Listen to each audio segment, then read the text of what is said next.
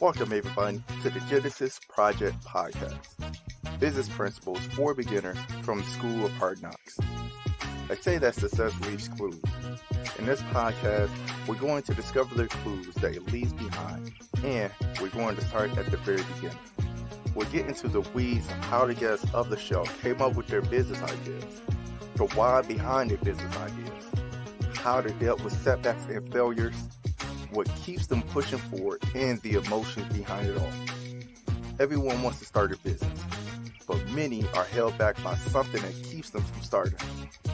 We'll learn what it takes to get to the next level of business and beyond, and we're learning together through different principles of people who graduated from the School of Hard Knocks. So, grab you a pen, some paper, and a highlighter to take notes, because class is in session.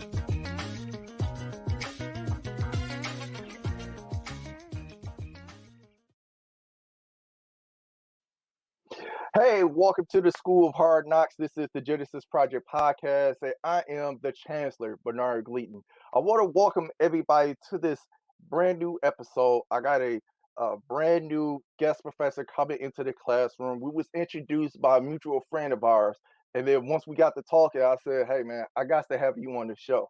So before I bring him into the classroom, just want to let you guys know that you see the Genesis Project Podcast t-shirt. Let me adjust this just a tad bit. See? All of that right there. Yeah, so maybe later on this semester, I'll maybe giving some of these t-shirts away.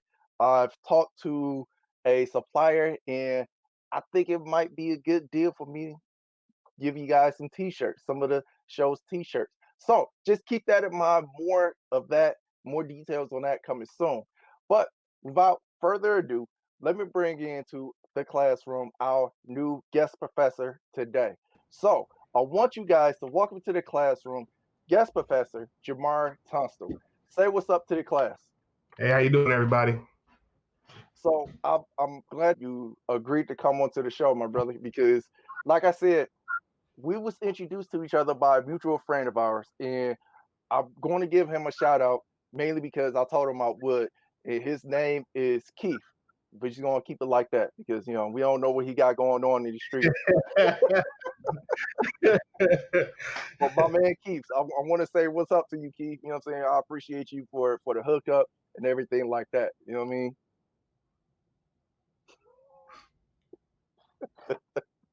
So with that being said, man, I want you to go ahead and just give a quick bio on you and just tell the class who you are and everything that you got going on. My name is Jamar Tunstall. I'm originally from Dayton, Ohio. Graduated from Central State University, my HBCU. Love to give a shout out to them every time I can. I'm just a family man, a simple person, man, who's just trying to make it like everybody else. A family man, another family man. I really, really dig the family man because because I'm a family man, and it's hard to come across people who actually take this entrepreneurship thing serious and try to balance the work life, scenario and all that type of stuff, man. So again, I want to thank you, guest professor, for coming on to the show. So now that we got those things out of the way, now we can get into the serious stuff. So, with that being said, my first question to you is, what is your Genesis moment? And for those of you who are brand new to the School of Hard Knocks, let me explain to you what the Genesis moment is. The Genesis moment is when you come to that fork in your road and you could go right or you could go left. It don't have to be good, don't have to be bad, but you know what your life could be like beyond those first steps. So, for example, good example of the Genesis moment for me is me getting married. Another example of me having this Genesis moment is me started a show. Another Genesis moment for me is trying out for the CFL 4 years removed from high school and never playing it down in college. So, with all of that being said, what is your Genesis moment? Oh man, a Genesis moment. I guess I guess one was when I graduated from college. I was a student, but I wasn't a student. And I guess what I want to say with that is that I just school was there, but I really wasn't into it. Mm. And it took me a minute just to, graduate and come out of school. So the Genesis moment was just like, when I finally did do that, and not knowing where the next door was going to open to, and it opened, and I just followed into, a career in engineering, and I walked into that door, and another Genesis moment is when, I got to that point wanting to be an entrepreneur, which I always knew that I was going to be an entrepreneur. I remember in high school we had to write this little book about what would we do when we graduated and what we want to do in the future. And I remember going back to that book and said I wanted to be an engineer and a business owner. And I said that in 1999. So, Genesis moment for me is just keep walking through doors that's open. And I always tell people that you just got to keep walking through doors. You can't think about what if or what not. I mean, we got a lot of great people in the world, and if they question themselves, they would never see that moment. They'll still be stuck in that same rut. So, I guess Mm-hmm. I guess that's what I guess I could call it Genesis moment. Just walking through those doors, going through a career, and then opening and being able to, when you said family and wife, that was another Genesis moment. Being married to my wife, who she is, and she's always pushing me.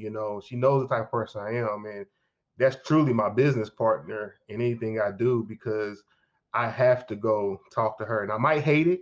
I might hate what she says, but it's like I know beginning of my marriage, when I went against what she said, it will always go bad. So I have learned now to take what she says and try to go with it. I might hate it, but I still go with it. She's a very good person, and she was the one for me, and she always helped me through these tough times. When you're an entrepreneur, because you definitely run through some tough times. So I think she's a major Genesis moment for myself and my son. I mean, those two people right there. I value anything, any more than anything in life. Mm-hmm. Money, business. As long as I got them, I feel like I can do anything. So those that's my real Genesis moment in my family. That is awesome. I gotta agree with you. I'm just now maybe midway of this year.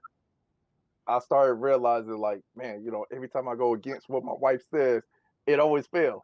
You know, you know what? Screw it. I'm just going 99% of the time she's right. I'm just gonna do whatever she says. I hate it sometimes, but that's the way it rolls. I don't know what it is about it, but every time I say I'm gonna do this and I do it anyway, it just goes bad, dude.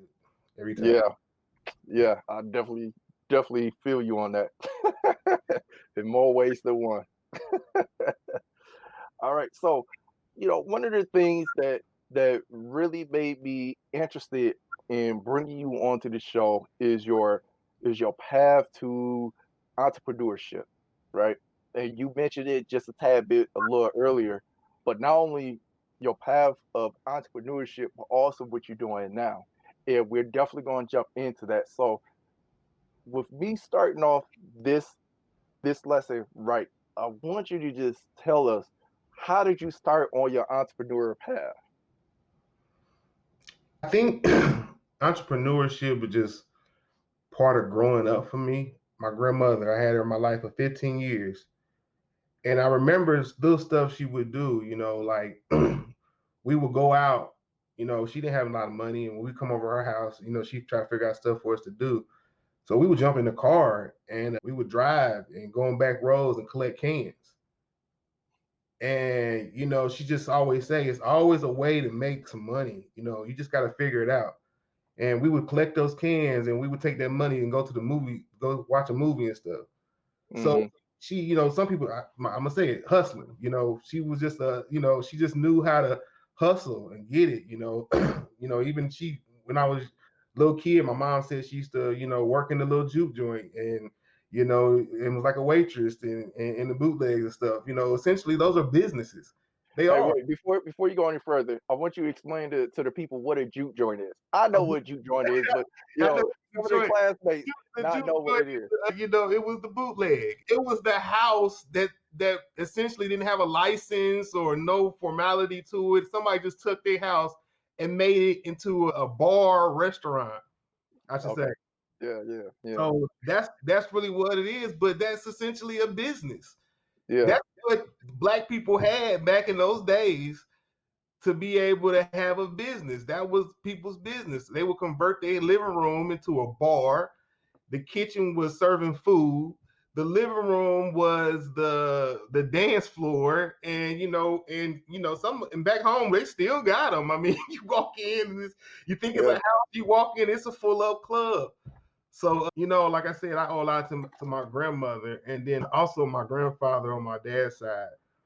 I remember he has a big impact on me too because I remember he used to be a big garage sale person, and he had a house with a house next door to it. And you would go in this place, and he would have all this stuff he bought from garage sales. And one day I asked him, I said, Papa, I said, why do you go to garage sales and buy all this stuff?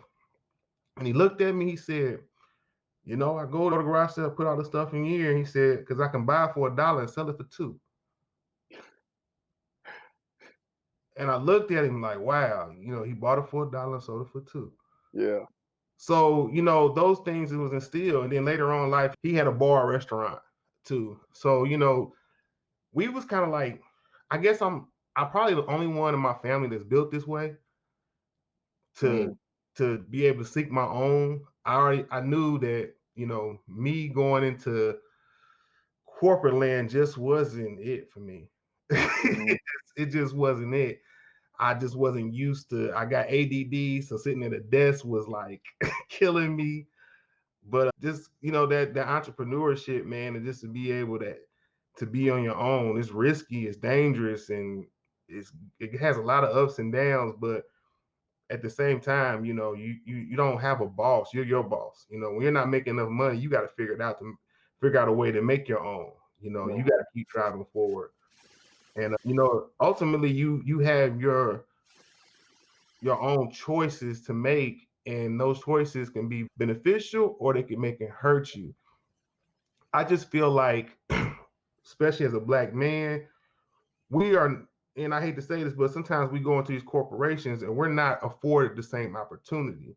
There's nepotism where you go into a job and they done hired their brother, cousin, this, and you the one sitting up there with a degree and all the qualifications, but they move up before you do. Mm-hmm. So I think a lot of people, we get into these corporations and we have this mindset. Because when I graduated from college, I told you a brief period of when I graduated from school, and I thought that's what I wanted to do. I thought I wanted to be an engineer. I just knew they made a lot of money. My stepmom was an engineer. I knew she made a lot of money. So that's the only thing I was going to. Like, this career makes me a lot of money and I can do whatever I want to do. And this. But once I graduated, it wasn't the case. It wasn't the case. I got into these jobs. I was the only Black person there. I'd be in the office and I'm just the only Black person in the meeting. And, it's just kind of hard for me to describe to other people who haven't sat in that seat. But when I talk to Right. other brothers, they know what I'm saying. They know Yeah. what I'm Yeah. saying. I mean, how long are you going to sit there and just take that? And then you're just saying, like, for me, I will be in these meetings and I'm just like, man, I can be more than this. I can do more than this. I got, a lot of skills that, it might not be for this job, but I have a lot of skills that can make something for myself. Right. Right. So I guess that's my push, man. I mean, in life, it's been family that pushed me that way, certain circumstances in life that pushed me that way. And I just keep walking through those doors. And I always, that's been, when I say that, walking through doors, I always tell people, like, it's just walking through doors. You just cannot sit there and dwell on it and think about it, the what if, what not, what if this happens. You got to walk through those doors because, you never know. You'll still be sitting in that same rut, that same desk, that same boss that's threatening you if you don't get this done or this done, that you're canceled or you might not get that raise you want.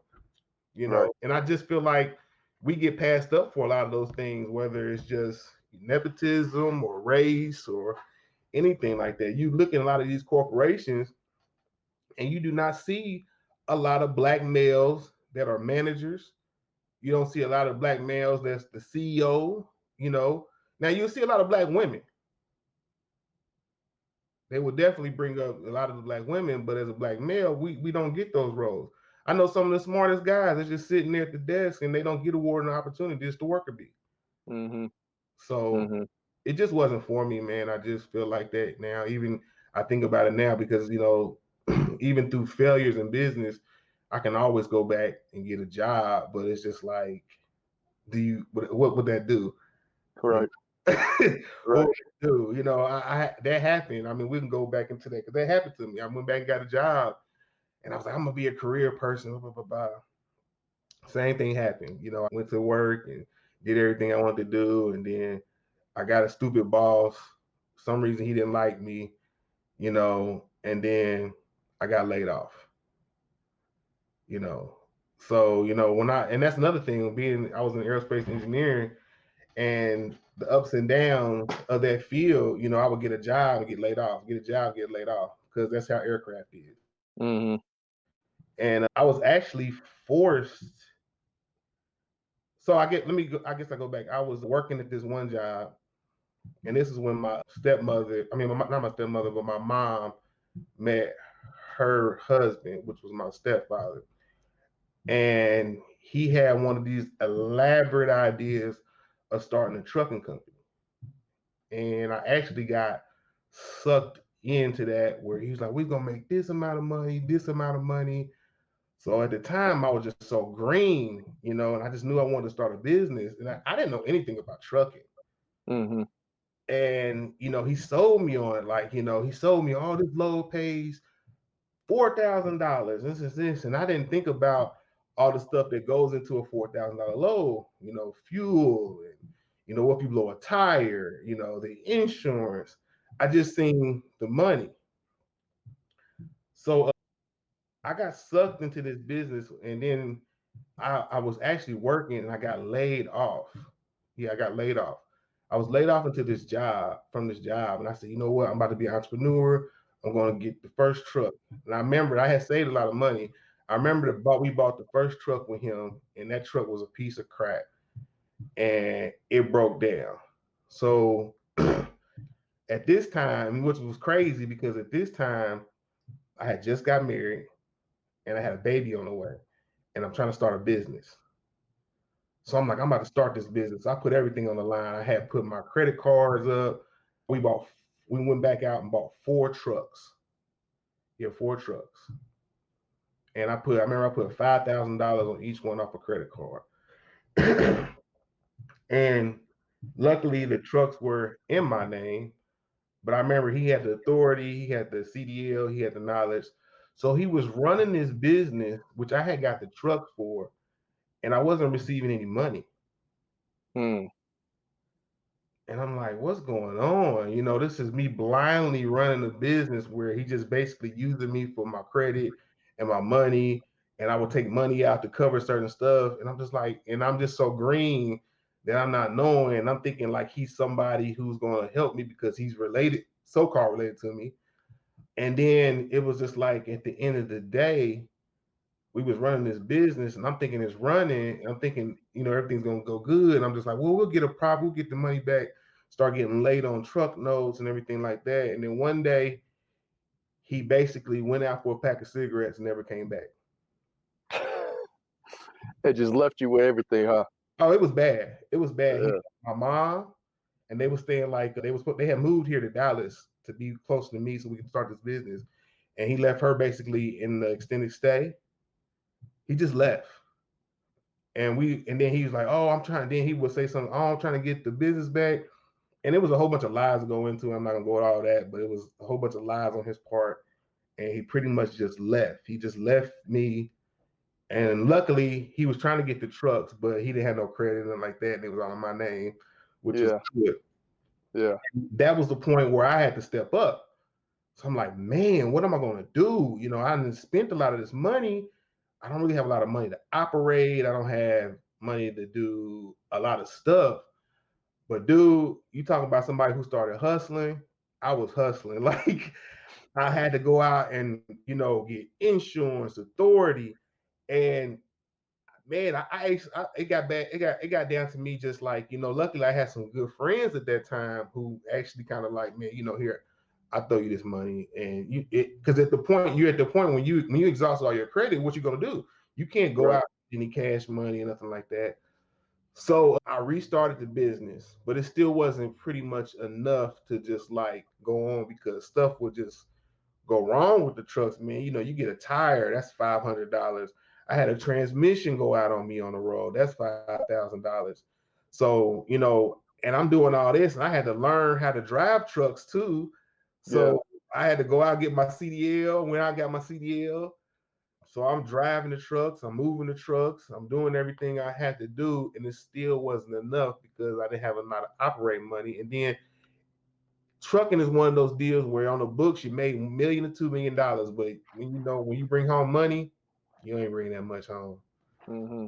So I sold that business, and I really didn't sell it for much because at the time it was like the trucks was like, I was behind on that, and I ended up just making a deal with this guy who gave me, a little bit of money, and then he actually took over the business, and I was just done with it.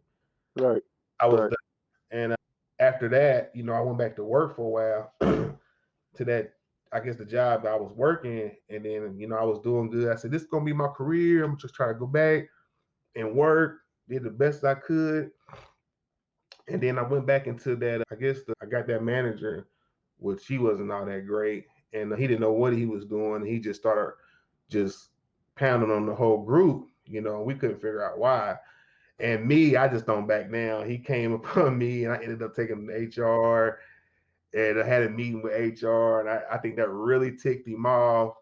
And then a few months later, when he had the opportunity, he shot me. So I went back as I went and worked a couple of other jobs, and then we finally came back to Dallas, where the artist originated from. Because we're in Dallas now. And when we got here, a friend of mine owned a charter bus company, and he was just telling us how great and lucrative it was. And my wife was just like, I was kind of at the point where I was like, I'm good. I'm just Yeah. good. I just kept having those nightmares of the trucking company. And I told my wife I'm good. And she said, no, this might be good. Your friend's saying good things, and this is this. So I was like, man, let's do it, you know. So it was last year we started up Imperial Charters. Imperial Okay. Charters. And man, I'm trying to tell you, it was good. It was great. I bought my first bus, bought a brand new. I bought a mini bus. It was like a 27 passenger. I had that now. And we was doing good. I mean, we was always busy. I was the driver, so I didn't have to worry about, like the trucking company with the employees and having bad Mm-hmm. employees. I was like, I'm the driver. I'm good, making money, and then COVID came. COVID killed the charter bus business. Nobody's traveling. Nobody's doing none of this stuff. Yeah. So that came about. And, I went from making all this money to not making anything. And then having so much trouble trying to get the relief that everybody else was getting. And it was just like I didn't get the PPP loan Mm-hmm. because I didn't put myself on a W-2.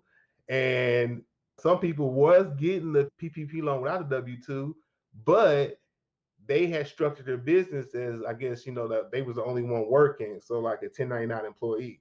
Mm-hmm. My business wasn't structured like that. It was started as a corporation because I had my wife on it. Mm-hmm. So and we was like in 19, it was just like we was getting all this stuff together. We was trying to get to the point where I could pay myself, because we was still trying to get back all the money we put into the company, as well. So I went into like, well, I want to say another entrepreneur depression. Like Okay. this the second time. Yeah. Yeah. The major thing, second time is that I call it the entrepreneur depression because I'm just like, you at the point like, I don't know what I'm gonna do. I haven't got no loans. Again, I done exhausted credit. I done, credit cards because I mean, anytime you start a business, oh, you're gonna hit them credit cards. Yeah. You're gonna get any type of personal loan, business loan, whatever your credit can get to start your business, you're gonna do it. And again, and it's the second time I did this because I did the same thing on the trucking company when I did all those credit cards and everything like that. I went through the credit fix. I mean, and as an entrepreneur, you're gonna figure out or figure it out about credit and cleaning your credit, and and so you can start all over. That's a big thing. You believe me, when you start a business, credit will get hit, credit will suffer. So if you're a sensitive person about your credit, entrepreneurship is going to be a little shaky for you because you're going to go to that point. And if you read any story, and that was just like the story we was sent to us the other day. Guy was saying the same thing about his tech company, and he exhausted all his credit and credit cards and everything like that to keep a business going. So Yeah. COVID-19 really just like socked me in the jaw and a lot of other people jaw. But I had this moment where I had to think like, dude, you're not the only one suffering from this. It feel like you're isolated because it's like nothing you can do to get anything going. The phone ain't ringing. It's not. You're waving and nobody's helping. And, Yeah. Yeah. and you hear all these stories. You heard about more people, more scammers getting the loan than people who are really in business to get the loan, which is crazy. Yeah. But I had to get up. I had to wake up. I was like, okay, all right, what we gonna do? Because these times are not the same as the times of just, like the last period when I started a business and I sold it and I was just able to apply for a job and get a job like that. Jobs are not really hiring right now because everybody's in this COVID-19 thing and they're trying to figure it out. And so I was like, okay, what are you going to do? So I'm at this point of, I guess, called rebranding myself. Okay. Okay. And I guess what I want to say with rebranding myself is just like you sit and think about what's the next step and what's the plan. So honestly, dude, I started Ubering. I started Uber and Lyft, and I do a lot of thinking. I do a lot of talking to people, and actually, that's a great networking platform because I was just like, I'm gonna take this, and I try to see opportunity in everything. Yeah. So when I'm driving these people around, I ask them questions. I ask them how they feel about stuff. I promote my business. And then to the fact of that, I just been just looking at different other things to do. And I guess that's the way, I guess a real entrepreneur is built. You're always looking for the next thing or the next way to make money. So Hmm. I was dabbling into Forex because I started hearing about a lot. I got into this one little deal where they was teaching. I took a small little class, but the class wasn't that beneficial. And I was losing money on that. And I'm trying to figure it out. I'm just like, okay, what am I gonna do? And I happened to be like on Telegram, and I met this guy, and I ended up getting affiliated with I Am Academy. Now wait, before you get into that, because that is one of the questions I had for you. Let me try to unpack some of the things that you said so far. I know I was like, can I stop? I was like, I Nah, know. nah, you good, you good, brother, you good, you good. I know for sure I'm probably gonna miss out on a few of those things, but we can always rewind and all that type of stuff. So you went from starting, or you sort of got suckered into starting a trucking company with your stepfather, right? Yeah, Because he had all the knowledge, you had pretty much the money.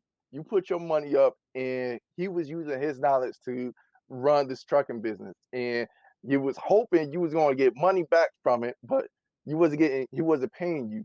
And then by the time you started pressuring him about the money and all that type of stuff, he just left you, right? right. And then you went into a period of depression. I really want to jump into that. You went into a period of depression, and then your wife came across another friend of you guys who was doing these charter buses. So And it was my friend. He was calling me, telling me how good the charter bus business was doing. So I guess, like I said, from that point of the trucking company, we went to that. It was a dude. The trucking front company, bro. Dude, I was like I'm 39 now. So this is all happened when I was 32. Dude, I was close to. I felt like I was gonna have a heart attack because there was just so much going on. I got a new wife, a son, a newborn son. Luckily, and she had just, she had stopped working, so everything was on me. And dude, I remember I would just, and stuff would just happen. I wouldn't know how to pay for it, like the transmission going out and stuff like that. yeah. I remember just like shutting down and just going to bed and sleep. And Sleep. so let's talk about that for a minute. I want to say like this because you know how Mike Epps always talk about how when black people get depressed, we say, "Hey, I'm just going to sleep." Yeah. But I feel that all the time. It's like you get depressed, you be like, man, I'm just gonna go to sleep. And I would just be in the bed just sleeping, like, and then like I said, you gotta get up, kick yourself in the butt and just get up and figure it out. Man, But I think you brought up a awesome point there. I think there's times where we as entrepreneurs may just come across some bad times like you had, right? And we just don't know what to do. And then eventually, well, we pray to God that we can get out of this rut and move forward. But some of us don't move forward. So for those who are having issues moving forward, I want you to speak to them and just tell them what can they do to get out of this rut. Because obviously you made it, you jumped, from one business to another business to another business. So I want you to kind of just talk to those people who's having issues of getting out of this rut, out of depression, to go move forward and start another business or go back to work in the career or something like that. man, I guess for me, like I said, I talk a lot. Even with high school, I got most talkative. So I felt like a lot of it was just talking to people, man. I would just talk to like friends and family. And, sometimes those people will come out and bat for you. You'll be Hmm. surprised. You'll be surprised that some people, I got a good friend who helped me out a lot through that time period. And he was doing real good. And he would just say, hey, here you go a few of those times. I remember even calling a family member. I don't want to say which one it is because I know some family going to listen to this, but I just called her and I was just like, I don't know what to do. I was just like ready to just like cry, like, and they reached out their pocket and helped me, and I paid them back. And sometimes you just gotta like just keep knocking on doors, ask people, even and it's hard and it's not easy. And I know people like, oh, you just ask somebody. No, it's hard because when you're in business, there's nobody to talk to, really. Yeah, There's yeah, nobody because everybody works. They have a job. They don't, when you start talking to other entrepreneurs, some of these people got so many hookups and stuff like that. So you got to find people who are like-minded, like-minded, because that's another one of the person kind of helped me out. He had his own business, so they know what that feels like to not have or be able to do something. So one thing I encourage people to do is just talk to people. Don't be ashamed to tell people that I messed up, I don't know hmm what to do. Get the advice hmm from somebody who can give it to you. Talk to people. I guess that since I'm so transparent like that, and I talk to people and I let them know, and I don't care. I sometimes my other half like you shouldn't. I'm like, no, I don't know. I just talk to people, and a lot of times people either give me some really good advice, they might give me some help, they might lead me the right way. But I think talking to people and then also knowing how to deal with that stress factor, because this entrepreneurship is not easy, man, especially when you get to the age of I'm 39 now. I'm about to be 40, and you look back and it's like, man, I should have just stayed working. I would have had a 401k. I would yeah, have this and I'd have had that. And you might, I don't have that. yeah, I yeah, don't have yeah, that, but what I'm gonna yeah, do, sit around keep moping that I should have maybe just kept in the career field. I mean, you don't have that stuff, and that's the risk you take. But I think the reward is more greater to be able to own your life. You know what I'm saying? yeah. Own I your think one of the things that you mentioned was the fact that entrepreneurship is hard, right? And I'll tell everybody this: we're not experts at this thing. You know what I mean? There's We no we we book. make it up as we go. You No book. know? I laugh all the time because they just be like, "Well, you should create your business plan, and this is this." I'm like, "That's great, but what is that gonna do?" Yeah, yeah. And Right, a whole bunch of stuff that I would like to happen, and in this many years, I plan on having a Fortune 500 company. yeah, That's and hope. that's awesome. But that may not happen all the time. It's You know not what I'm gonna saying? happen, dude. It's not gonna happen. Most entrepreneurs are not millionaires. They're not Yeah, billionaires. Most of them just trying to make it. yeah, yeah. Just trying to make it. I'll also say this. I agree with you wholeheartedly that there's a if this is something that you choose to do, that there is a big reward for it, right? And not to make this into a shameless plug or whatever, but I feel that this is the perfect place for me to promote my online class that I have for people who wanted to start a business.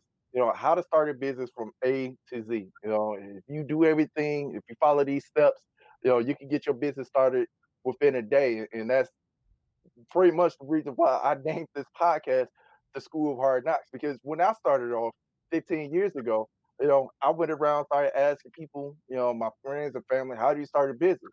90% of them never started a business before, right? And the 10% that didn't remember what they did to start that business, right? Mhm. So I literally had to go through Google, YouTube, and all this type of stuff to figure out how do I start You a spend a business. lot of money. That's even like if somebody tells you like, oh, see, and I'm thinking like, oh, and people be trying to charge you, $400 or $500, $1,000 to do an LLC, and then you actually go and say, dude, it's only like 1 or 2 pieces of paper, Yeah, yeah. and you But pay a fee to the state. but here's why, and this I also threw this into my online course. People don't know how to fill that out. You got to fill that joint out like 2 or 3 times for you to actually understand. Okay, this is what they're talking about. This is what they want. This is what I gotta give them. You know what I'm saying? So within my course, I do have video video recordings of how to fill out this paperwork That's good. because 'Cause at the end of the day, I that's the most important thing, right? The It paperwork. is. I mean, in certain states are different. I would Yes, because I totally. did one in I think North Carolina for something else, another business I started, my little online business, which actually did pretty good. But yeah, I remember doing that, and they had like a 1 page paper. You just fill your name out, boom, send it in. You had an LLC, and it was pretty cheap. And like Texas is a little bit different, but everyone is different. And like I said, and sometimes you just got to pick up the phone. I called the state people like, hey, she would just Yeah, tell me, and I'm like, okay, cool, send it in. So, but yeah, that's good you're doing that, man, because it does get some people get overwhelmed, because a lot of the stuff I had to just figure it out. yeah. And that brings me to my next question. What is Why is it so important for you to be flexible as an entrepreneur? Because I think within those stories that you mentioned, man, you had to be flexible. So I want you to tell the class why it was so important to be flexible. I guess the flexibility comes. I mean, because you don't know if your business is gonna rise or fall. Yeah, I mean, you don't. You hope that it is, but you got to be flexible, and you also got to be, look outside the box. Just like when I was just talking a minute ago. I just started. You got to humble yourself. If I remember. When I say humbling yourself, it's like you're going to have down periods in being an entrepreneur. You know what I'm saying? And you got to be flexible and just say, I got to do whatever I got to do to keep my business afloat. Yeah, So yeah, I remember when I had my trucking company, dude, I would I would go to the pawn shop just to get my workers' money. I didn't have it, but I couldn't just be like, oh man, come back and see me next week, yeah, or next two yeah, weeks. I was panicking. And I just thought about that a minute ago when you said that being flexible. I remember going to the pawn shop, just like, shoot, how much you gonna give me till I bring, paying on my watch, paying on my bracelet, just going there and yeah, just be able to get your people's money. I believe in that. I'm not gonna I hear so many stories, especially in trucking. There's a lot of people that do their employees like that. They'll do all this work and they get there and they tell them like, "Oh man, can you wait another week or two?" Like these people got bills, man. yeah, yeah, But and being flexible is just like you gotta be able to be able to bend. You gotta be able to wiggle. You always gotta think 2 steps ahead and 2 steps backwards when you're doing entrepreneurship. You hear a lot of these people just talking and they don't want to tell you the bad stuff. right. I want to tell you, oh man, I just ran into this business and we just did this and this and then we just blew up. Nah, Yeah, I yeah, don't think it happens like that for everybody. In a good in a in a good thing. And I like. I guess I want to be the bad guy, and I don't want to on this podcast say, oh man, all he did was fail. But I want people to realize that you're going to fail. yeah, It's just important for you to fail forward. Yeah, yeah, but I want you to learn from those failures. You know Yeah. what I'm saying? Because the same failures I had in the trucking company, I didn't have in the busing company. I Mhm. knew everything I did wrong. I didn't have good books. You know, I couldn't tell you if I was going left or I was going right as far as my books. And then my wife jumped in and she said, "What are you been doing? Like papers everywhere and everything like that." This time around, busting company, I knew I was gonna do that. I got QuickBooks, you know, Yeah. showed me Yeah. organized. I had everything, pictures, files. Like I had everything filed on the computer, really nice and organized. So you do learn from those failures, and Mhm. and we need to appreciate failures, because nobody, even you hear about all these actors and singers, they didn't sing the first song and had a #1 album. They'll tell you, I had to sleep on somebody's couch. I had to do this. I had to do that. So, I think, with the flexibility and learning from the failures, you gotta, it's all having a business is keep rebranding yourself, rebranding the business because you know, promoting business is not always going to be just on social media. I hit the click and ads run. How much Yeah. you spend on those ads? They just be running, they Yeah. running, and Yeah. people be clicking and commenting, saying stupid stuff. I mean, you got to get out here and promote. You got to be out here calling people. Even with my busing company, I had to get out here and just like didn't nobody know me. How am I get business? Well, I Mhm. had to go out here and reach out to other busing companies. I found a few black-owned busing companies here in the Dallas area. I started affiliating with them, getting work from them, calling people, and just getting business. So, when you own your own business, you the marketing director, you're the salesperson, you're the, lucky. Thank God I was an engineer and I knew about computers and figuring out stuff. So when it comes to computer work and stuff like that, I'm pretty good at it. So that's a leg up. I met some people who didn't even know how to work a computer and they're running the business. And I'm just like, how is this happening? Like, Yeah. so, Yeah. Yeah. they be talking about, oh, I keep everything, or somebody say, I just keep it all on a spreadsheet. I'm like, they got programs to do this now. Yeah. I come across those. I actually I you know, the idea of being flexible as an entrepreneur, I feel is one of those traits that I believe is misunderstood by the outside world, right? Coming from a sports background, you come up with the play in a huddle, right? You come out from the huddle and everybody lines up and you look at the defense, you like, oh, this play ain't gonna work. So what you gotta do? You gotta call an audible. You know what I'm saying? Maybe the audible that you call it is going to work. Then again, maybe it won't. But you know for sure that the original play is not going to work. You know what I'm saying? So you gotta move, you gotta adjust. I may, on the basketball court, I may not be able to, get past you to drive into the lane. So what I'm gonna do? I'm gonna go into the post, and I'm gonna work the post game. Well, I'm gonna work my jumper. I gotta do something. You gotta have more tools in your tool bag than just a hammer. You know what I'm saying? Because when you have a hammer, everything looks like a nail. You know what I mean? You gotta do. I consistently sit back and think. I Yeah, mean, sit back and think. I'm doing like I said. I mean, even my busing company. Even when I'm driving other passengers around, I use all this stuff just to analyze people. You see what I'm saying? Like yeah, I said, when I was talking about, hey, I just started Ubering and Lyfting. I mean, even though I was promoting, I think I talk to people. You know what I'm saying? yeah, You know what? And it may not be that it's the buzzing company that come out of this, that come out of one of these, like you said, being flexible or when you're talking to people and getting to know people, a different business may come out of this because COVID yeah, made people change the way they do everything. A yeah, lot of entrepreneurs are affected. What are you going to do? We gonna keep pushing something that that's not going to be effective? Or that's not going to just like, you're going to mope around and be like, oh, my business is going down. No, we got to get up. We got to yeah, figure it out. Right now, yeah, what's the biggest thing that's popping? Deliveries. yeah, yeah.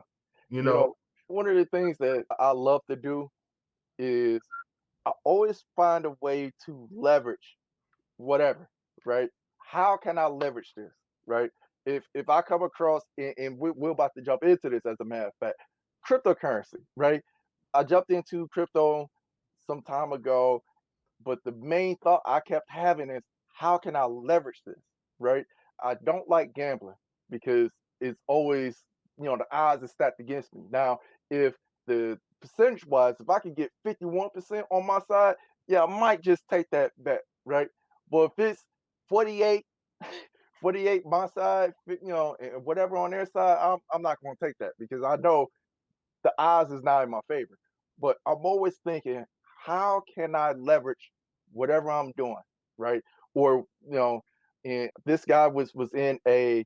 I had a previous guest professor on the show, and what happened was before I had him on the show, I started seeing a lot of his ads, and he was talking about virtual summits, right?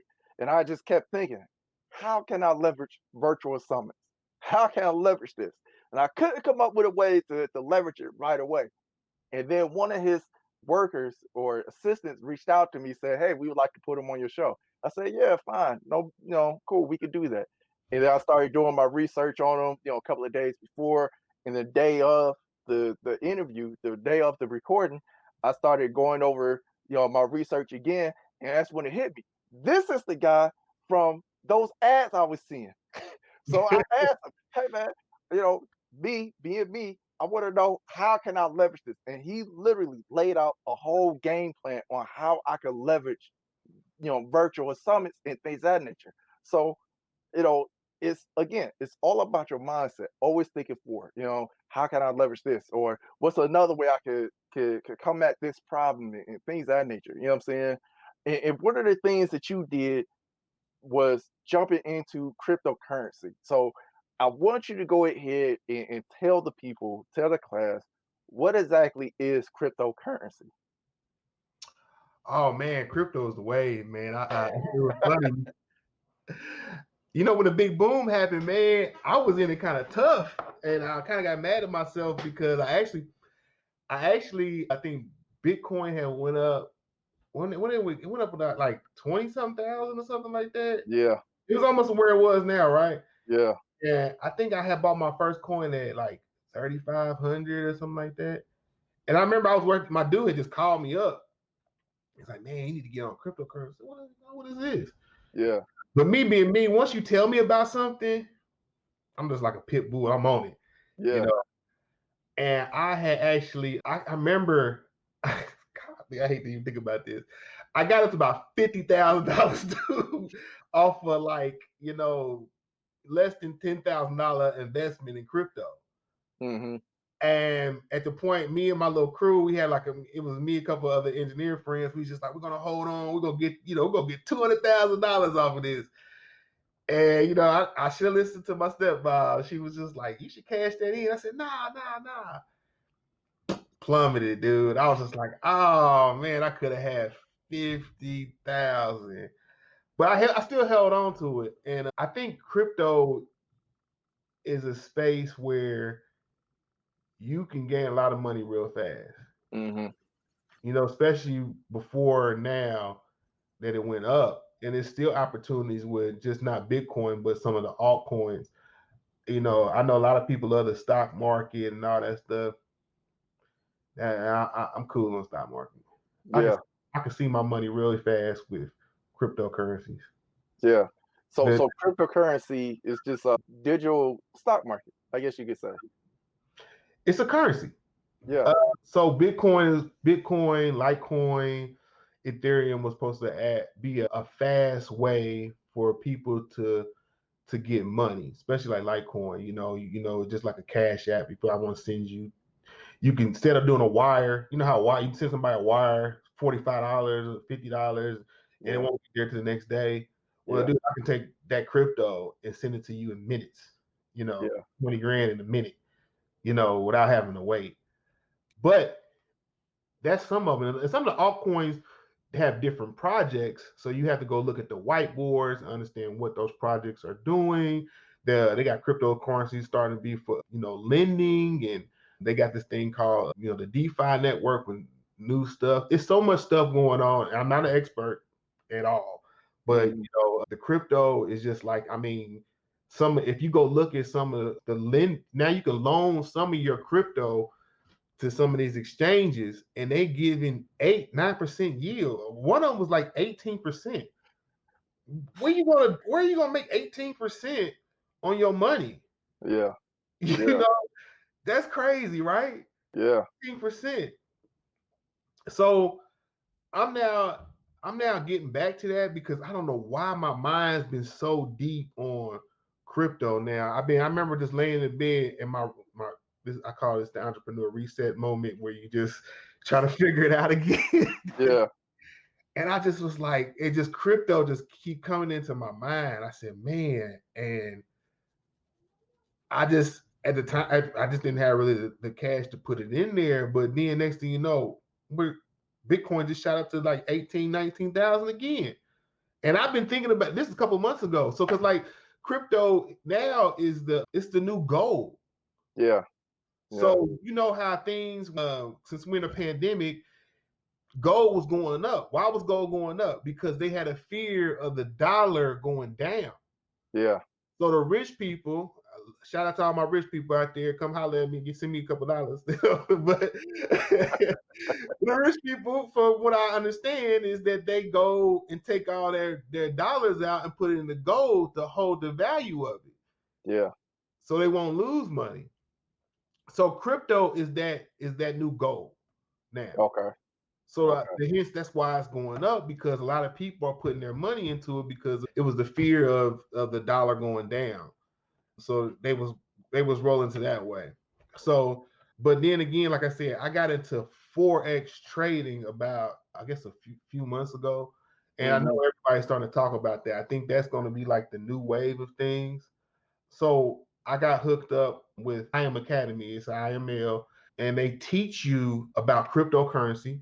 They teach you about forex, and then what the one I do is HFX, which is high frequency trading. So you basically, you put a bid if the market goes up for a certain amount of time or if it goes down a certain amount of time. So I've been doing that, and I love this program because it actually shows you how to earn and learn.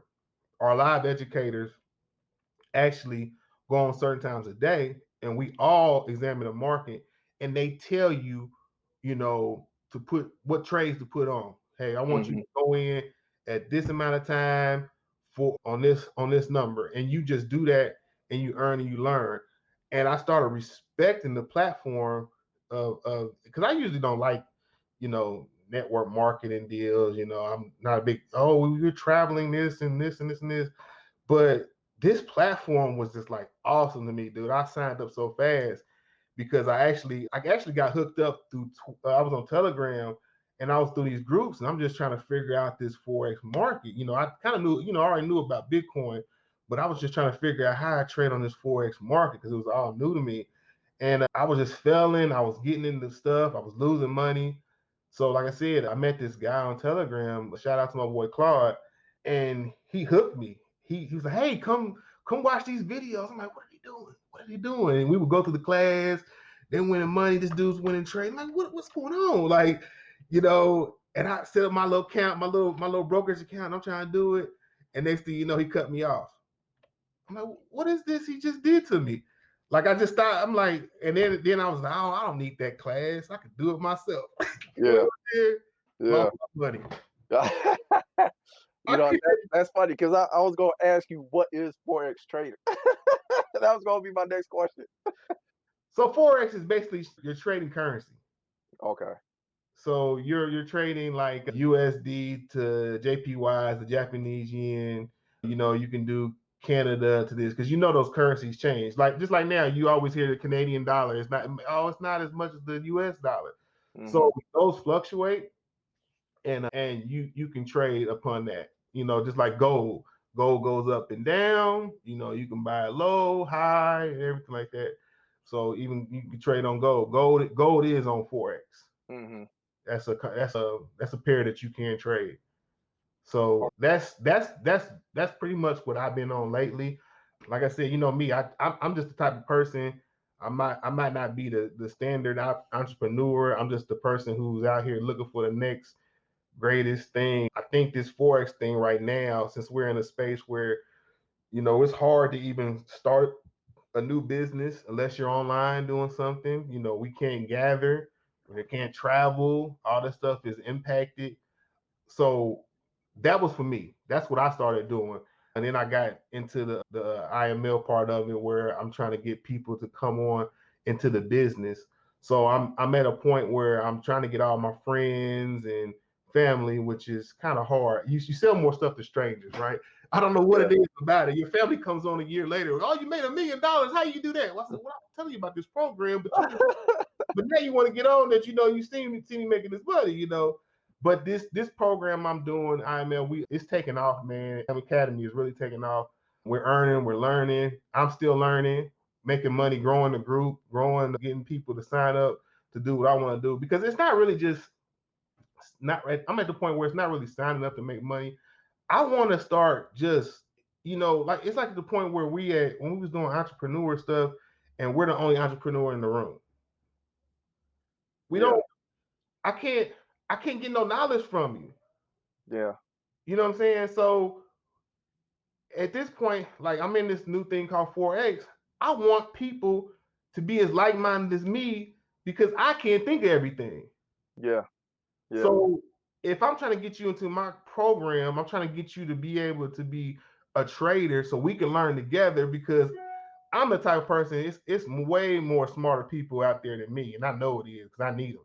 Because I ain't Yeah. that.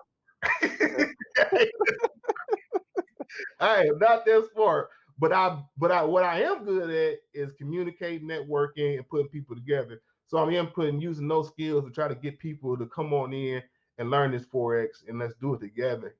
People always get scared of a cost or something.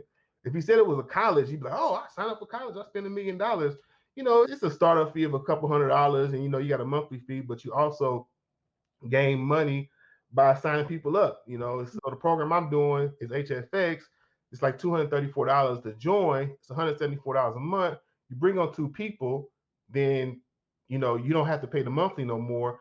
And after that, you can if you choose not to bring on nobody, it's fine. You can get the classes, you can get the knowledge.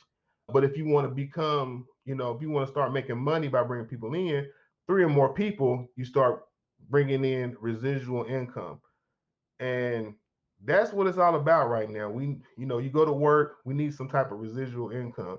If I can Hmm. make if I can make $150 to $1,000, and like I said, my buddy who brought me on, he just reached P 1000, and he's getting like $1,000 a month Hmm. just off of talking to friends and bringing them in. And like I said, it's challenging, but I kind of like this challenge because I'm bringing this knowledge about people, marketing, and sales back to my business. Right. Right. Right. You always got to go outside the box and do something different and try something new to see where that bring you to make you walk through that next door. Hmm. So I always said I talked to earlier about walking through doors, and that's one thing that I feel like we got to start doing. We got to start playing with different stuff. Even if it's from forex marketing, IT, learning SAP or learning, getting a certificate in the Microsoft suite or something like that. It's people, that I tell people all the time. I say, you can do your own business on that. They're like, what? I'm like, you can get a certification just like these companies are marketing to these bigger companies. They're using you. You're employed through them. They just got the contract. You can do Yeah. the same thing. Yeah. I'm like, we don't always have to work for somebody. Yeah. Yeah. People don't realize you are the person running the company. You just didn't get the contract. Yeah. Yeah.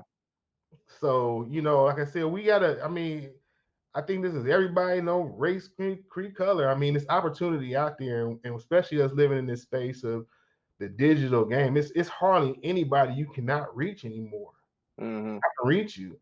Just like I was on Telegram, that was like a wide opening app for me because it was just like it's a lot of people on here, and then you can go in their groups and you can meet people. You might sit around and type people just like on Instagram. You find these people, send them a DM. You never know who may respond. You just never Hmm. know. So That's part of that being an entrepreneurship. You cannot be scared to talk. Yeah, You yeah, cannot yeah. be scared to talk. I You are think that's one of the things that I love about entrepreneurship is that much like when you an entrepreneur and you come across another entrepreneur, you know what I'm saying? For me, it seems like it's just that bond. You know what I'm saying? Like, oh man, you an entrepreneur? Oh man, I know you went through the ringer. I went through the ringer. I know you went through the ringer. Let's compare war stories. no, You know what I mean? I'm taking notes. Like, Yeah, I'm taking notes, dude. I was like, I guess that's like I said, the networking aspect and being able to talk to people. I guess that's where I excel at. Like I said, I'm just transparent, man. Sometimes I might be too transparent, yeah, yeah, but I find that being that way is always somebody that might can help you or yeah, might have that connect to you.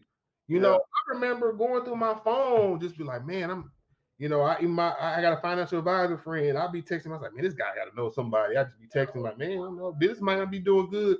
Somebody do this, or I would just send out random texts, my flyers. Like, I had a flyer, and I would just sit back and text people, just, hey man, anybody trying to do something, let me know. These phones is it, man. This yeah, phone is, I mean, yeah.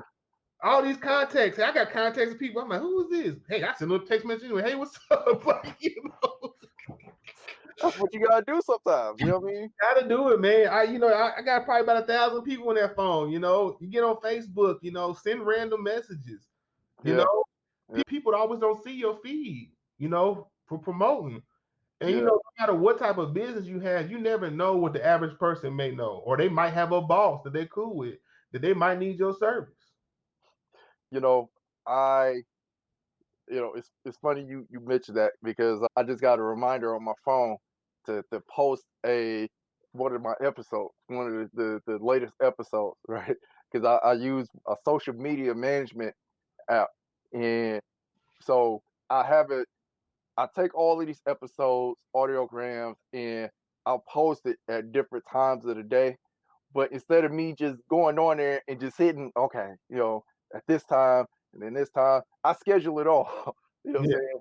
So, I just got a reminder for me to, hit the button to all right, send to all my platforms. You know what I'm saying? Ironic that the timing of that was just uh, amazing. that's pretty dope. See, when you listen to another entrepreneur, see what you get. Because I'm gonna be like, you got that what? Hold on, when we get out. I'll put you on game a little later. I'll tell you more about that a little later. You know what I mean? Yeah, yeah, yeah. I know that your time is pretty precious, man. So we're getting down to some of the last few questions. Okay, so this question, you pretty much told us about how you started from the bottom and now you here in a sense, right? So I wanted to ask you, what is the one thing you wish you knew before starting your business?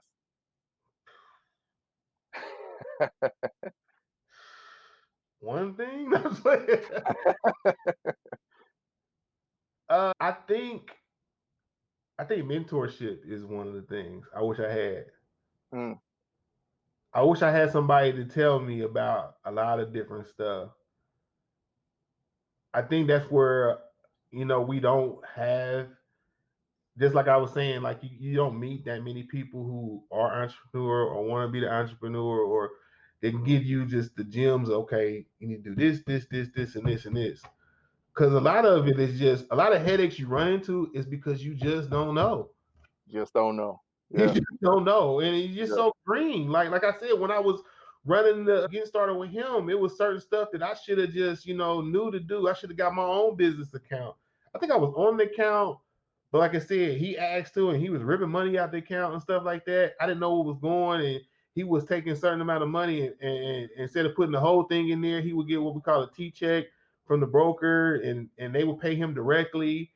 You know, you know, it was like a lot of control that I didn't have. So, and then, like I said, not having a mentor, not having somebody to just kind of like show you the way. And that's the hard, it's hard. That's the hardest part, to be an entrepreneur, I think, is just to find somebody that, that you can talk to and yeah, go to. Cause, and then, and they probably want to be in the same business as you. And that's another thing. But I was blessed to meet a few people that was my age, but they felt me, but I didn't have nobody older to go to and just ask these questions to about how do I run a company, how do I manage a company, you know, you like you said, essentially when you own a business, you're everything. You don't have money to say, oh, I'm gonna have an accounting department, I'm gonna have a human resource department. You got to figure out all that stuff, and then Mm. even dealing with people and dealing with employees, that's a whole different. You can have a Yeah, whole. You need to have a whole show on just dealing with employees. I'm actually planning on doing that. I'm actually planning on doing that. I got some people to talk to. I can talk to you because they'd be like, shoot, they might start crying on here. I would love that, man. I would love that. Let 'Cause me. people just don't understand that, and then people, and then as an entrepreneur, do you notice that when you go in other people's business, you're sympathetic Yeah, because yeah, man, I know it's tough, but yeah, yeah, yeah. That I do know. I know earlier you mentioned you started your trucking business when you was just getting married. You know, your wife was pregnant and you was about to have your son. So obviously that was some time ago, but this next question is kind of geared towards that. So I want to know, how do you run a business and still find balance with your home life? I I think I always had that. Mm, I ran a business from home. mm. I couldn't afford an office. Yeah. I also want to say that I did learn that one person need to have a job. That would make things so much easier. I Yeah, learned that from my first company. Somebody has to have a job. That's even like now. Like I was so blessed because my wife, she works from home and she has a full-time job. And that's like the only thing that, saved us during COVID. Like I said, I didn't get any of I'm still trying to get some of the loan money and all that stuff to, for the busing company, but just for household stuff, I was just like, oh, I ain't making no money with my dude. yeah, That was a blessing to have her, still working and being able to hold down the household, and but I remember, dude, when I was running my business, I had my son in one of those little car things, and I would be down there by the truck, walking around with him, telling the mechanic this is this, and he be in there sucking his little bottle. yeah, Remember, I would just take him everywhere with me, man. Everywhere. My son, man. I mean, he gonna know how to run a business because I used to have him with me, man. He was just in a little car seat, and I would have him with me. But I've been blessed, to like I said, my wife, she works from home, so if when things is going good, I was always able to balance that out, man. You have to balance that out. yeah, You yeah. can't, that's like the only like when stuff is just so stressful, you know, and you can't figure it out. Sometimes you know what I go do? I go play with him. I go be a kid again. Yeah. He's the only son I got, so I go be a kid again. We fight, we wrestle. I put him in the headlock. I mean, that you gotta find. I mean, being with your family sometimes takes away that, and you gotta learn how to cut it off. It's Mhm, hard to not be able to cut it off. Give your family the attention that they deserve. You know, mhm, because you always say you're doing it for them, but sometimes you might be doing a little bit more for yourself. mhm. But you got to give your family the time that they deserve. Because these years pass by, and like I said, my son is already. This was like when I was like 32. He was just born, something like that. He's already 7 years old now. Mhm. I mean, the first company I was carrying him around in the little car thing. This company I had him washing windows in the bus. So and I mean that's family time too. Put him to work. Yeah, yeah. Let me ask you this then. With us being in the age of Google and all that type of stuff, I want you to tell the class something personal about you that cannot be found on Google or Wikipedia. Well, I'm glad because you probably can't find nothing on me. I'm a nobody. All right, all right. What do people not know about me? I'm loyal. Mm-hmm. I think I guess I'm a Virgo, so they say that loyalty is that I'm loyal to my friends, I'm loyal to my family, Right. I'm it's hard for me not to be loyal, it's just in me, I guess it's not too many friends that say that, I'm not a good person or whatever. I'm very loyal. I'll never cross you. I never do anything to you. I love you from the day I met you to all the way to the last time we talked. Yeah. So Yeah. I guess that's one thing personal about me that people don't know about me, that I'm a loyal person. I'm a good friend and a good person. And Okay. I stand on those values pretty tough. I try to do people right. I try to do people fair, you know, just like, I've been, in being that type of person, you get beat up though. And it's hard too, when Yeah. you should be like, God, I do everything right. Where is my luck? Like we do. Yeah. Where's my blessing? Like you be hearing all the people like they don't do nothing right. They get everything. Yeah. Yeah. Yeah. I know those. All right. We get down to the last two questions here. I want you to tell the class what is the one takeaway that you want the class to take away from this lesson. I think I beat on the nail too much. Don't be scared of failure. Mm, Don't be scared of failure. Don't be scared of that door closed.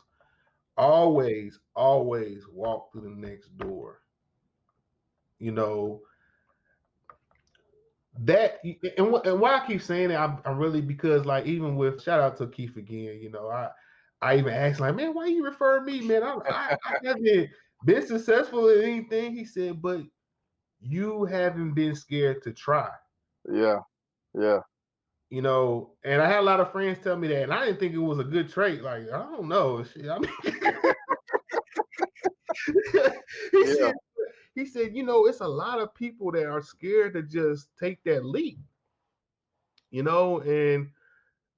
I, all this week I've been thinking about it because I was on come on the show. I don't know what to say to him, but I know once I start talking, it just come out. But I just you can't be scared to go through the next door, and it's never going to be the right moment, the right time. People Yeah. say, I'm gonna start a business and I need to save up all this money. I'm just like, sounds good, but guess what? You're gonna go through that money. You're gonna Yeah. go through credit. You're Yeah. gonna bleed. I mean, bleed. And a lot of people don't talk about it. You're gonna bleed. And you're gonna get to the point where you're flat broke. What are you gonna do? Yeah. Sit back? More than often, I'm an optimist, and I've been talking to Keith and been trying to get Keith to make a jump at something. You know what I mean? But I'm still working on it. But now that I got you, you know what I'm saying, I'm pretty sure we can tag team on getting him to start something. Hey, that guy right there, man. He's very talented and knowledgeable. Yes. And I, from a business standpoint, he knows about business. Yeah. He Yeah. knows the data. He knows about the business. I always would have thought that he would have started something. He would have did something because it's there. It's Yeah. there.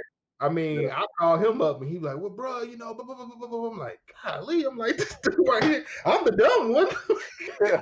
Hey, trust me when I tell you, like when he's ready to start something, hey, I'm putting money to the side, Yeah, especially for him. You know what I'm saying? So when yeah, he's like, yeah, I'm looking for investment. Hey, say no more. There you go, bro. Just do yeah. what you Like, need to do. like I think we see a lot of those individuals, man. I just be like, man, this guy got it, man. I mean, but some people, I don't want to say they're scared, but they've been safe all the time. Yeah. That safe is good for some people, I guess. Yeah. You're an entrepreneur, it's no safety. I mean, you just gotta be, you guys gotta suck it up. It's gonna happen.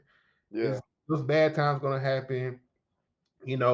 Exhausting all your money, your credit, and being at the point, dude. I mean, it's been times I had zero.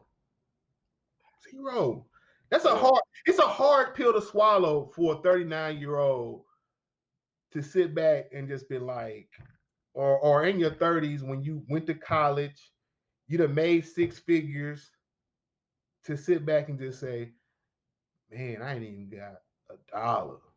Yeah. I Yeah. remember going to the change jar like I was a little kid, bro.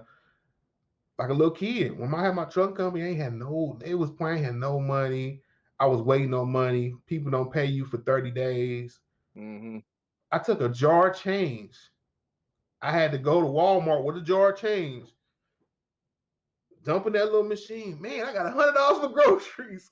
I could buy my son some baby food, and this is this. It's times it's that tough. Yeah. You Yeah. know, times it's that tough. I don't know about y'all, but I've been it's been that tough. You Yeah. know, you done had just pretty much nothing, and you got to figure out a way. And, you know, you'll figure it out. I found that change jar. I done went to that pawn shop. I'm still here. Yeah. I think we got to realize that you're still here. You're still Yeah. living. You're still breathing. You're still walking. You know, you lost something. You lost this, but you have a chance to go do something bigger. You know, Mm-hmm. especially you might have to go get a job for a while and do a restart. I Mm-hmm. went back to work for got an engineering job, did my restart. Can't find a job now, you know, for a hard to restart, but I do what I got to do. I'm holding down three little side gigs just to make one. Yeah. Yeah. When you got that mentality that I'm not gonna fail, we're gonna restart, we're gonna go, still got your business because right now we live in COVID society and people are impacted. They might not be talking about it, but people are deeply impacted. People are lost their jobs, they're sitting around in unemployment, just because they gave out some of that money, that money it runs out fast. You hear people getting hundreds of $1,000s, it runs out pretty fast, you know. Yeah. It runs That out that's fast, for sure. I, I mean, and you gotta adjust, man. I mean, when I talk about just like I said, it's making me see a lot of stuff differently, a lot of new opportunities because it's some people who have taken this stuff and restructured. Like right now, like I was thinking, I think I mentioned something about deliveries. yeah. Like we're living in a new society where even though I think it's going to get back to the norm, people are going to still stay in a place they got comfortable Yeah. because we live in a comfortable society and people they complain, but then they start adapting to that. And when I mean adapting to that, what businesses are really popping now? Uber Eats, you Yeah. know, Lyft is starting one, corner shop. So you always have to basically look around you, look what's going on. That starts entrepreneurship, right? If Yeah. we look around, we look what's going on, we see what the public needs, and it's not all sitting at a desk. Yeah. It's not all just I'm gonna sit at home or I'm gonna just be the boss and call all these shots. When I had my business, I had to go get my CDL. I had to learn how to drive a truck. Hence, when I started my bus company, guess what? I had to go out and get a passenger endorsement to drive my own bus because I was like, I ain't about to do it with employees. I'm going to be the only employee right now. Yeah. I mean, humble yourself. Yeah. Humble yourself. Even some people who entrepreneurship is like I said, it's not the $1 million thing, but it can have freedom inside of that. Yeah. You know, it's some people who are entrepreneurs and you see them doing other jobs. Yeah. Humble yourself. Don't think you're greater than anybody. And most entrepreneurs got to roll their sleeve and do the dirty job with them. You hear about people who have janitorial services. I know people had janitorial companies. They're not just the boss, but their employee don't show up that day. Yeah. You got to pick up that broom. You got to pick up that mop yourself. Baby, Yeah. you gotta get it. So Yeah. like I said, don't be scared not to walk through these doors. Don't be scared not to try something. And I mean, you might not want to be like me, where sometimes just ain't no plan. You just jump in it head first. But sometimes it works. I mean, Yeah. but we Yeah. never know until we walk through those doors. So what I want to leave from everybody is keep walking through those doors. Always look for the next opportunity. We're living in a tough time right now with COVID. A lot of doors are shutting, but a lot of doors are opening. Let's think of the next opportunity. Don't. And to my other entrepreneurs out there, let's think of different ways to keep it going. Even if it's not with the same business, their entrepreneur spirit and their heart, that's something they can't take from Yeah, you. yeah, It's that's for something you sure. can't take from me. I mean, because I'm the type of person, if you give me $3,000 or $4,000 or $2,000 or $1,000 or $500, I can flip that money. Yeah, I can yeah, flip that money. I can find some type of product. Heck, I remember when we was doing the Cody boxes, and I made over $30,000-$40,000 doing that. That was another thing I ain't yeah, tell you about, but it's all about product, baby. Went to China, called up China, got a whole bunch of them, did some programming, sold them. So yeah, I mean, it's like I said, it's in you, man. All you need is product. I think Master P said that one time. You got to have some product. And yeah. once you get their product, you can sell shoes, you can sell clothes. We have a wide arm. You can touch people now through social media. It's hard to touch them now through COVID, but once this is over, we can get on the ground and just start moving. But just keep walking through these doors and keep your eyes and your ears open and just don't be scared. Man, I think that is the perfect opportunity to end this lesson. So, with all that being said, I want you to just tell the class where they can find you, where you be hanging out at. You know what I'm saying? I know you're down in Dallas, whatever. So, you know what I mean? You might be at the next, rib joint. I don't know. Tell the class where they can find you, man. You can just catch me on IG at Jamar Tunstall. DM me, whatever. I'm not scared to talk to you.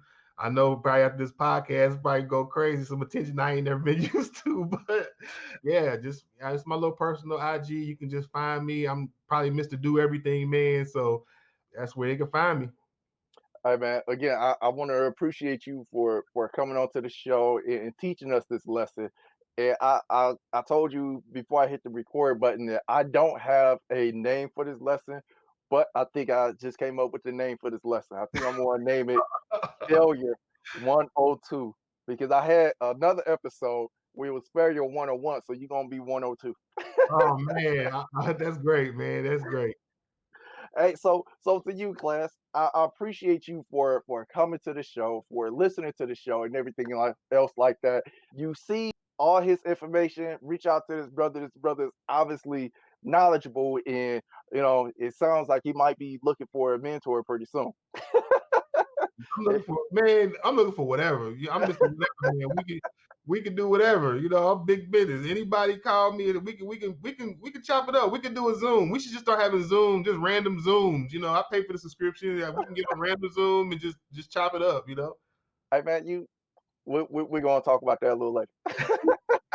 But you got his up on the screen now. You see his website. If you want to go ahead and learn more about forex trading and all that type of stuff, please check out this brother. And for everybody else, you know what I like to say during these times. In everything, with everything, chase after it with violent action. Class has concluded, and I will see you in the next one. Till next time.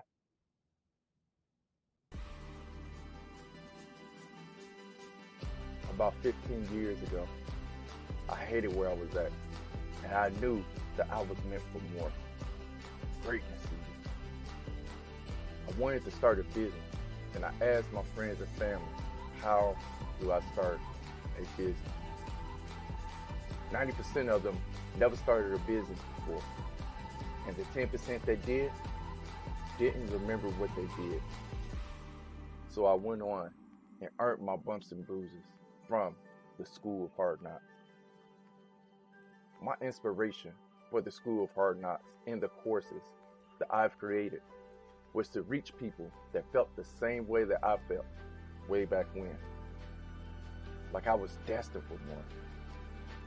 The purpose of the Genesis Project podcast was to move those same people toward that greatness with the guest professor that comes to the show and learn from their mistakes. This is a call to action to those who are searching for greatness.